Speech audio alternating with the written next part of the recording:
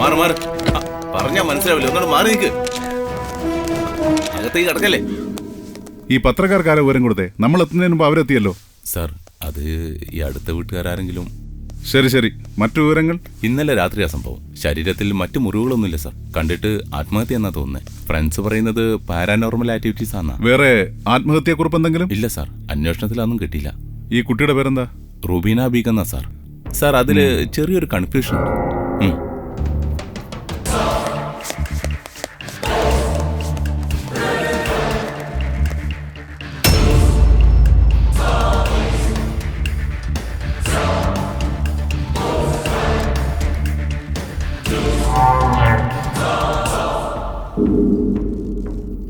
സൂര്യ sir, പേരെന്താന്നാ പറഞ്ഞത്? Rubina big എന്നാ sir. പക്ഷെ ഇവളെ കാണുമ്പോ അങ്ങനെ തോന്നുന്നില്ലല്ലോ. ID കാർഡ്സ്, ബുക്സ് അതെല്ലാം നോക്കി സാർ. അതിലൊക്കെ റുബീന ബീഗ് എന്ന് തന്നെ. ഓക്കെ, ബോഡി താഴെ ഇറക്കി പോസ്റ്റ്മോർട്ടത്തിന് അയച്ചോളൂ. ഈ കുട്ടിയുടെ കൂട്ടുകാരികൾ എന്റെ അടുത്തേക്ക് അയക്കൂ, എനിക്കൊന്ന് കാണണം. Okay sir. ഈ കുട്ടിയുടെ മൊബൈലിന്റെ call register, messages, block numbers എല്ലാത്തിനും ഡീറ്റെയിൽ കളക്ട് ചെയ്യണം. ഇവിടുത്തെ വാർഡനാരാ? സർ, ഞാനാണ് സർ. നിങ്ങളുടെ പേരെന്താ? ഡയാന. ഈ ഹോസ്റ്റലിൽ ഒരു കുട്ടി ആത്മഹത്യ ചെയ്തു. ഇതൊന്നും അറിയാതെ നിങ്ങളോട് എന്താ ചെയ്തോണ്ടിരിക്കുന്നത്? 2 ദിവസം ലീവ് എടുത്ത് ഞാൻ നാട്ടിലായിരുന്നു സർ. ഇന്ന് മോർണിംഗ് വന്നപ്പോഴാണ് ഇങ്ങനെയൊക്കെ സംഭവിച്ചത് അറിയുന്നത്. ഈ മരിച്ച കുട്ടിയെക്കുറിച്ച് എന്തെങ്കിലും അറിയുന്ന ആരെങ്കിലും ഉണ്ടോ ഇവിടെ? സർ, റുബീനയും ഞാനും ഫ്രണ്ട്സ് ആണ് സർ. ഞങ്ങൾ രണ്ടുപേരും ഒരു റൂമിലാണ് സർ. ആദ്യം എനിക്കൊരു വിവരം അറിയണം. ഈ കുട്ടിയുടെ പേര് റുബീന എന്നാണ്. എന്നാൽ ഡെഡ് ബോഡി കണ്ടാൽ തീർത്തും ഒരു ഹിന്ദു കുട്ടിയായിട്ടാണ് മനസ്സിലാവുന്നത്. എന്താ സംഭവിച്ചത്? ഇതിനെല്ലാം കാരണം ആ ലളിതയാണ് സർ. ലളിത? ഈ ലളിത ആരാ? ആ പേര് FIR കണ്ടില്ലല്ലോ. സർ, ലളിത മരിച്ചിട്ട് ഒരുപാട് നാളായി സർ. ആ ലളിത പ്രേതമായിട്ട് വന്ന് റുബീനയെ കൊന്നതാണ് സർ. ലളിത, പിശാജ്, എന്താ നടന്നെന്ന് പറയും. സർ, 2-3 ദിവസം മുമ്പ് റുബീന ഈ ഹോസ്റ്റലിനെ പറ്റിയുള്ള ഒരു കഥ പറഞ്ഞിരുന്നു. ശരിക്കും അന്ന് രാത്രി തന്നെ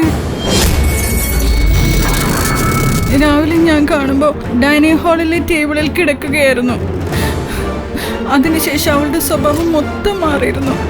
എപ്പോഴും മേക്കപ്പ് ഒക്കെ ചെയ്ത് തനിയെ ഒരു സ്ഥലത്തിരുന്ന് എന്ത് ശബ്ദം കേട്ടാലും ഭയപ്പെടുമായിരുന്നു. 2 ദിവസത്തിന് ശേഷം മഞ്ഞളൊക്കെ തേച്ച് പൊട്ടൊക്കെ തൊട്ട് മഞ്ഞ പട്ടുസാരി ഉടുത്തു വരുമായിരുന്നു. അതല്ലാതെ ആരോടും സംസാരിക്കില്ലായിരുന്നു. ശരിക്കും 3-ാം ദിവസം ഇതാ ഇവിടെ ഇങ്ങനെ. Control your self. എന്താ നടന്നതെന്ന് എന്റെ എൻക്വയറിയിൽ കണ്ടുപിടിക്കാം.